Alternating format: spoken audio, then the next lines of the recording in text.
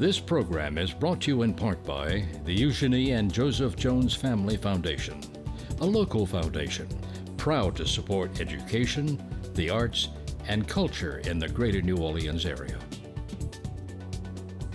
Support for this program comes from the Gail and Tom Benson Charitable Foundation, committed to funding educational causes. Informed Sources is made possible in part by Susie and Pierre G. Villery. We count on Informed Sources to continue the discussion on important local issues. It's where our top journalists discuss stories they've covered. Stay informed with Informed Sources.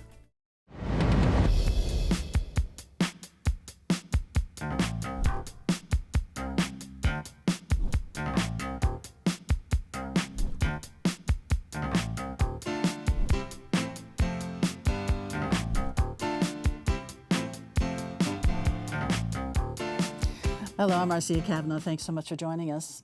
Well, at this time of the year, the term ice storm has a far different meaning in most places than it has here locally, as federal agents have looked for suspicious immigrants. This week, the activity intensified.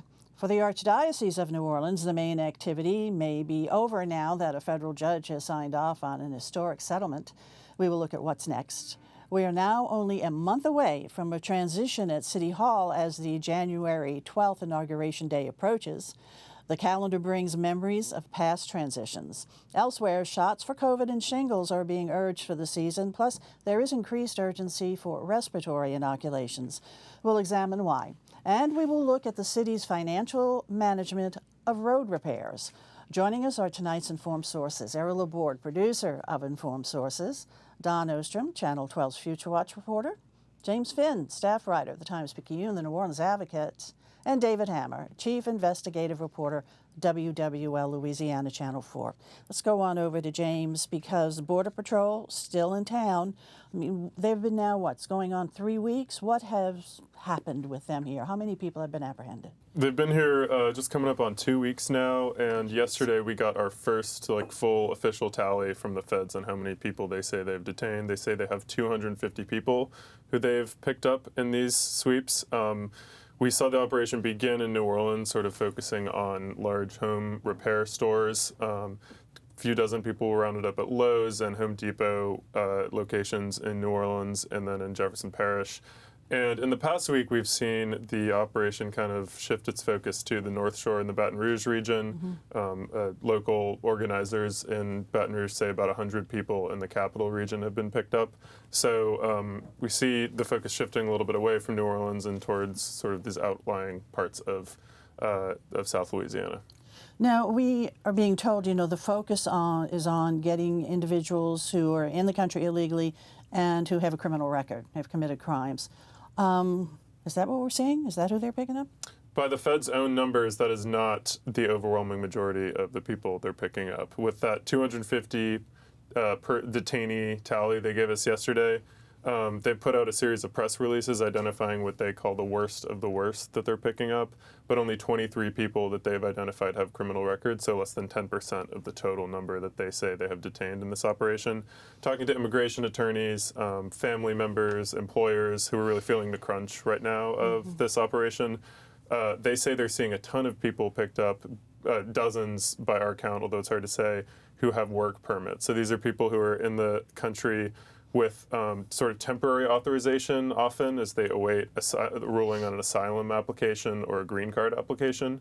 And the federal government has told them you're allowed to be here and work while you wait for this application to go through the process.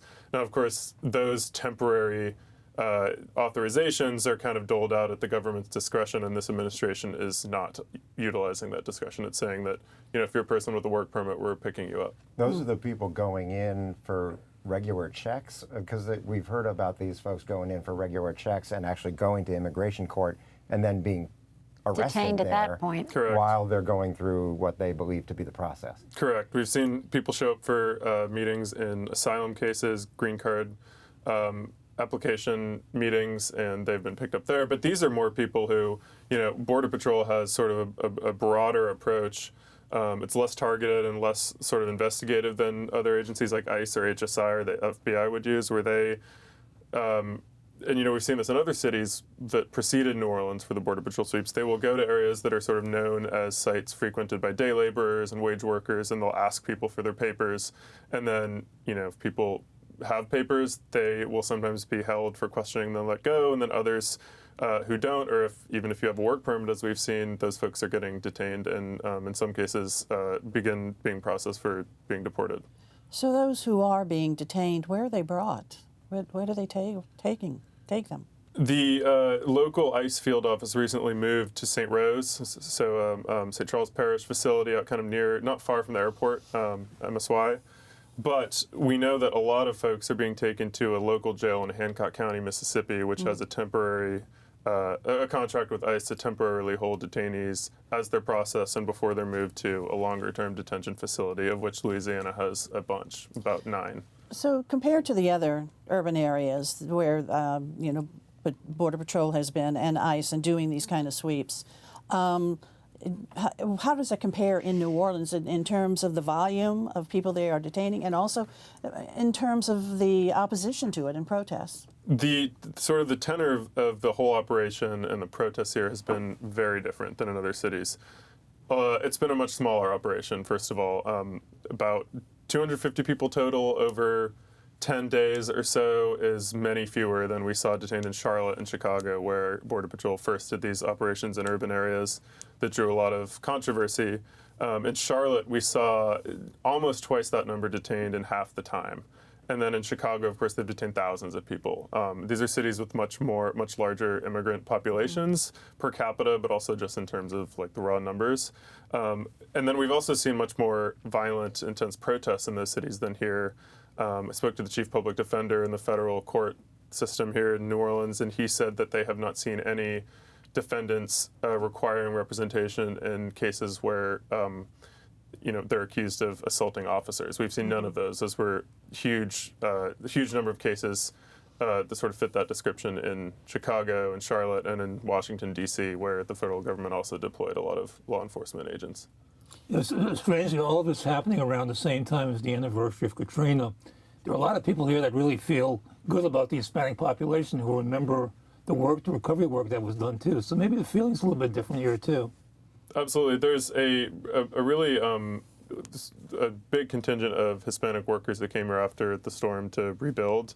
Many of them have been there since, don't have documents necessarily, but have really laid down roots and are members of churches, members of community groups, have kids in school, and these people say they're very afraid. I spoke to one woman, a Guatemalan woman who lives in Mid-City, who hasn't left her home in 3 weeks. Her husband has also not left his home, and so it's although the operation is smaller and maybe the numbers are smaller than in other cities, there is a big community that is really feeling the effects pretty strongly. And the sense of community in the broader community was renewed after Hurricane Ida. I think just the sense that these are the folks who actually rebuilt this area after these big storms, and so there's maybe a feeling that that will hurt us if. When you mentioned picking up at Lowe's and Home Depot, that reminded me of those days when those guys were out there waiting, looking for work. So. Right. Absolutely. Right, well, we have one state official who's spoken out against the method. Billy Nungesser said he can understand, okay, let's get the bad guys out, but maybe we should do it a little bit differently. Yeah, and that's been sort of an interesting result in a Republican-led state, which, of course, we're the first Republican-led state where the Trump administration has tried an operation like this.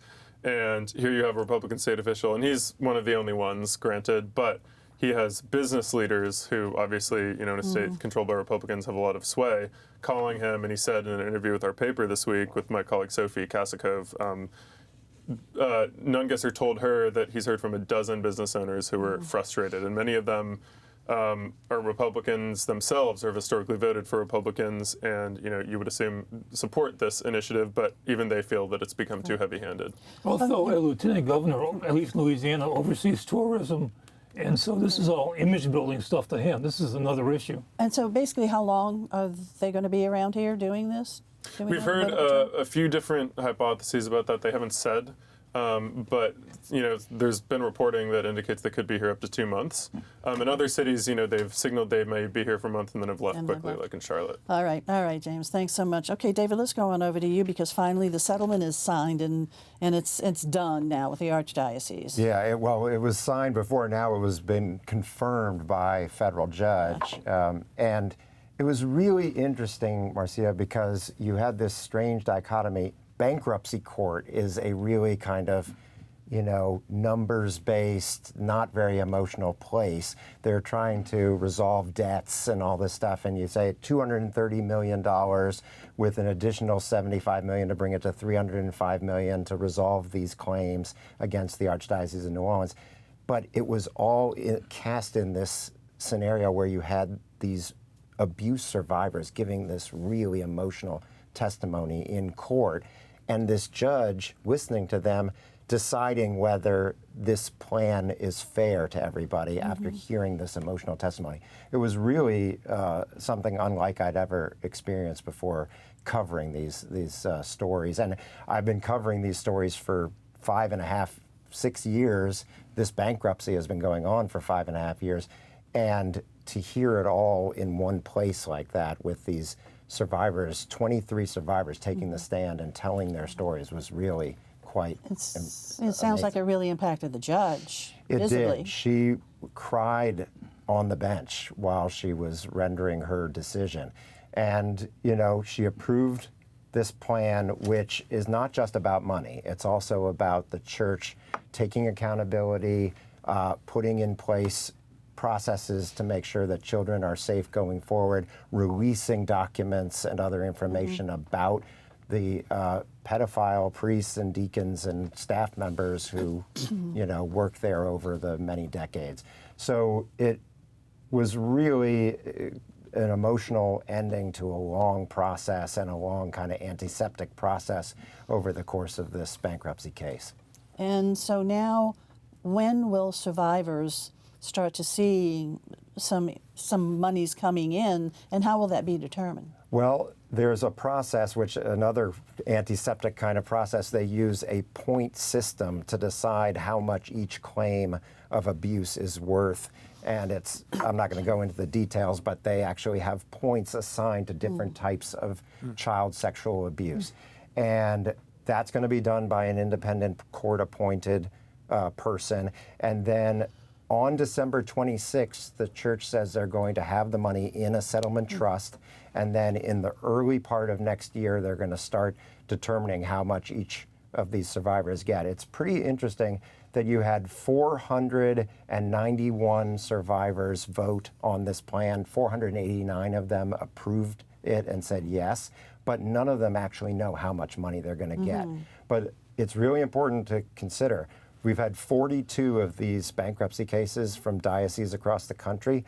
This is the second largest of all of them. You're looking at an average payout of about $500,000, and of course, for more, severe abuse and longer effects on a person, it's going to be more. And for somebody who was not, directly or physically abused, maybe it's going to be less. So we're going to find out more into the spring, but by the end of the first quarter or so, folks are going to have their money, and the process of going out and meeting with survivors by Archbishop Gregory Amond and the incoming Archbishop James Cecchio is going to be done. And so there's still one insurance company that still has to come on board with this? So we understand that Travelers, which is the insurance company that covered the church during the 70s and 80s and when most of this abuse allegedly occurred, they were not signing on before the judge approved it, but they have agreed in principle to sign on and pay an additional $75 million, which gets it up to $305 million total. And we have to say congratulations to you and your partner and all of the great reporting that you've done, Ramon Vargas. So you guys won a Suncoast Emmy, so congrats to you. Thank you very much. Yeah, that was for the special on Lawrence Hecker, who is a priest who was convicted of raping a boy in 1975 after we approached him on camera and he admitted to his crimes on camera. They arrested him and he was convicted. And Ramon Vargas made that all possible with his incredible reporting, because he was able to get a secret confession in the church files that was leaked to him from 1999 and made that all possible. Great reporter that he is, now at The Guardian, right? Yes, correct. We like to get him around this table when we can, too. Okay, For David, sure. thanks so much. Okay, E, over to you. In January, we transition in terms of city administration. A month from today, we'll have a new mayor and a new ex-mayor, okay? So it's a transitional time. It doesn't happen all that often. You know, the charter that governs the city right now was passed in 1954. And one thing that charter did was establish term limitations, that a mayor could only serve 2 successive terms. Since then, there have been 9 mayors who've been elected. Every one of them went for the second term. And so it's almost become an automatic thing. So once you get a new mayor, you know, 8 years later is when you have your new inauguration. So that's what's going to happen, I assume, this time around. I was looking at some of the facts about past inaugurations, and Mitch Landrieu, when he was elected, he was inaugurated in February, on February 6th of 2010. Now, I don't know that's a big deal. That's big news, okay? Except if the Saints are in the Super Bowl, because the next day they played in the Super Bowl, and that's all that was on anybody's mind that day. So poor Mush didn't get all the attention that he deserved. And then when his inauguration came, the BP oil spill had just happened like about a week earlier, so he really had to compete with the news. But the ultimate was Dutch Morial, who was inaugurated in May 1st, 1979. 2 days later, May 3rd, was what is now known, still unknown as the May 3rd flood. That was the first major urban flooding that we had. So here's a man, he's mayor, and all of a sudden his city is underwater. And really, a lot of his first term was occupied with dealing with that. We've pretty much had stability in the mayor's office, and so. And I assume it will work that way. Mitch Landrieu was the first mayor to be elected to 2 terms without having opposition in a runoff in either one. And in both of those terms, he had a majority of the black vote and the white vote. And the same thing might happen with Moreno, because she was elected without having either runoff, and she seems to have broad support throughout the community. Certainly, you know, hopefully she won't have a rainstorm or something like that and a big flood to face, because, or even a snowstorm for that matter. You know, when Think about all the things that happened this year. There are some major problems, though, that she is going to have. Well, they had to rebuild to uptown. You know, I mean, just you know, the budgetary problems, which we're going to talk about a little bit at the end of the show. Right now, thanks, E. We're going to go on over to Dawn, because we're being. It's recommended that you maybe get inoculated for flu and COVID. However, there's controversy. There's so much confusion in the world of vaccines right now, both based on what's happening in Washington, what's happening on social media, what's happening around your own dinner table, perhaps. What should you get? When should you get it? How should you get it? Errol actually called me. I think you said you were at Walgreens, and they encouraged 3 or 4 different shots when you were there for one. The deal is, there is a lot of confusion. The CDC does still have on its website, if you go to cdc.gov, you can look up vaccine recommendations, and all of those are based on science. And a lot of them say now, which is different from years past, that it's shared decision-making. That's COVID. It's recommended for everybody 6 months and older, but make your decision with your preferred medical professional. That medical professional could be the pharmacist at CVS or Walgreens. It could be your doctor. It could be your spouse. It's shared decision-making, but it is still recommended to be gotten every year after the age of 6 months. All of the other ones that come along with that, flu, really highly recommended right now. We are, and have been throughout this season, Louisiana, the #1 state for flu or flu-like illness in the whole country. That flu vaccine takes about 2 weeks to work. And what happens often is we start the season in the fall and winter with one version of flu, and we end the season with another one that comes up from the southern hemisphere. So that flu shot, even if you've already gotten the flu, you're protected internally by the strain you got, but you're not protected against the new strain. So they say still go ahead and think about getting a flu vaccine. The other ones, and we're going to talk strictly about adults 50 and up now, that they recommend shingles shots. That's a one-time, you get 2 shots, you get it one time.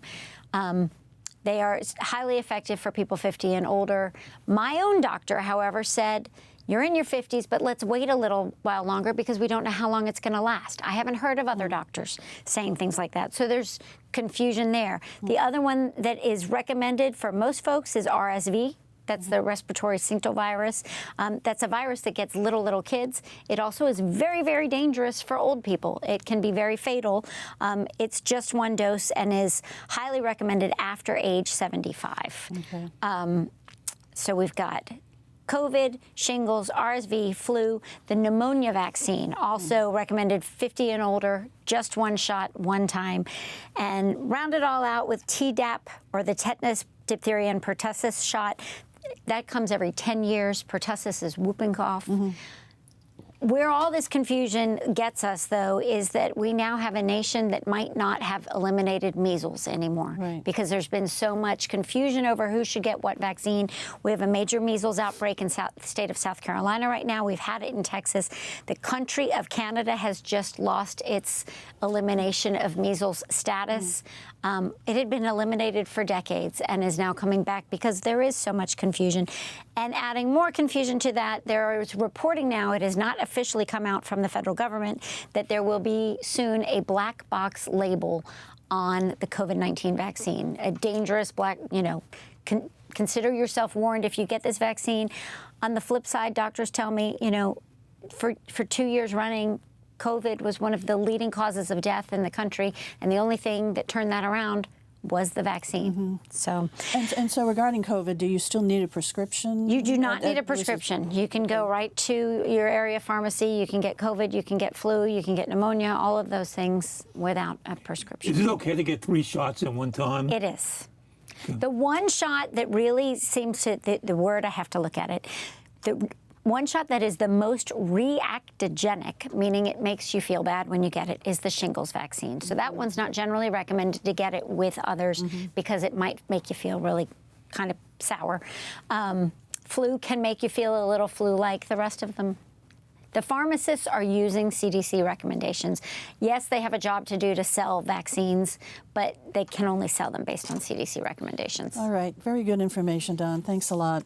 Now it's going over to you, David, because you did an investigation into the city's finances. Suddenly we heard the city was about $125 million in the hole and couldn't make payroll. Right. So you looked into how do we get there? Right. And what nobody had heard about and what had never been reported to the city council or anywhere else publicly was that the city had been dipping into the general fund to cover road repairs that were actually supposed to be paid by FEMA. And that was going on for a while they were saying we're out of cash. And it was $123 million in the hole before they started backfilling with other funds. And that's taken care of now, but now there's a problem. This is a program that has been a real problem for a long time. It took 10 years just to get the first dollar out the door. Now there's like $1 billion that has gone out the door, and we're well into all these road repair projects. Everybody's familiar with this. Anybody who drives around the city of New Orleans knows about these road repair projects, and a lot of them are in the middle right now. Right. But if FEMA does not grant an extension to 2028 that the city has requested, all of that funding stops in 2 weeks. How much money are we talking about? We're talking about another $300 million in projects that have been approved going forward that FEMA would pay for, but only if the extension is granted. So the extension has been sought? It has been sought since August. The city has asked for it. The state has approved. The Governor's Office of Homeland Security and Emergency Preparedness has said, yes, this money should come, ask FEMA for it. And now there is all hands on deck approach from the incoming Moreno administration and the congressional delegation, both parties, Scalise and, Johnson? You're talking? Speaker of the House? Yeah. Pushing for additional funding, not for additional funding because the funding is approved, but the extension in time to 2028. And we have till the end of this year, which is like right around the corner. Yes, really, and this is extension. the key. The reason why they ended up having to dip into the general fund is you cannot get more money that goes beyond the end of the term that you're allowed to spend it. In this case, the end of this year, 2 weeks from now. But they hit a couple of these deadlines previously, and every time they were coming up to a deadline, they couldn't ask for more money because you could only get as much as you can spend by the end of that deadline. So that's where they ran into some problems. Lack of communication inside City Hall was identified by Legislative Auditor Mike Wagisback as part of the problem. And now Moreno says, I'm going to be left with a terrible, terrible mess if we don't get this extension. And then also regarding the money that had been taken out of the general fund and then left a big, blew a big hole in the budget, the city has made a loan for that, but they've got to pay it back by So that then December. causes issues for the budget going forward that Helena Moreno will have to run as the new mayor. So there's all kinds of challenges here. The general fund has been made whole at this point between backfilling it with other funds like capital project funds and this loan. But the reverberations go into next year and beyond. And this program, they've got to get control over it. And the fact that there were no eyes on this until I got hundreds of pages of financial ledgers and ran through the numbers and said, hey, what about this, is a real issue.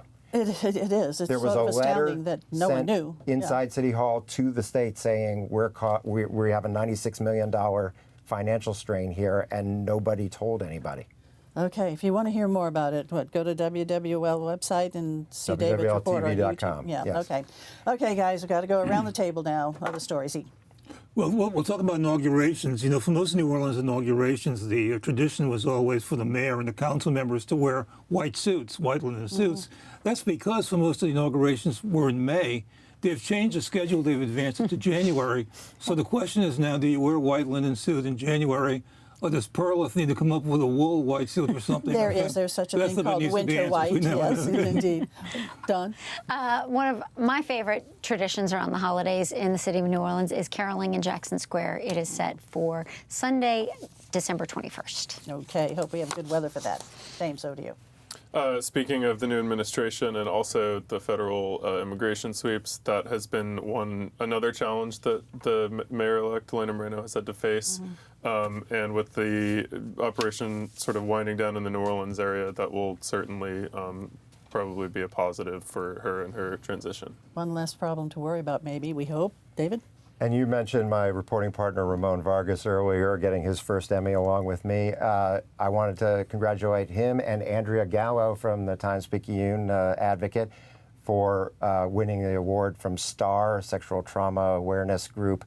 I was honored to present them with the awards for Outstanding Journalists this year. Congrats to them. Okay, guys, thanks so much for being here. Thank you all for watching, and we will see you again next week for Informed Sources. Have a good evening.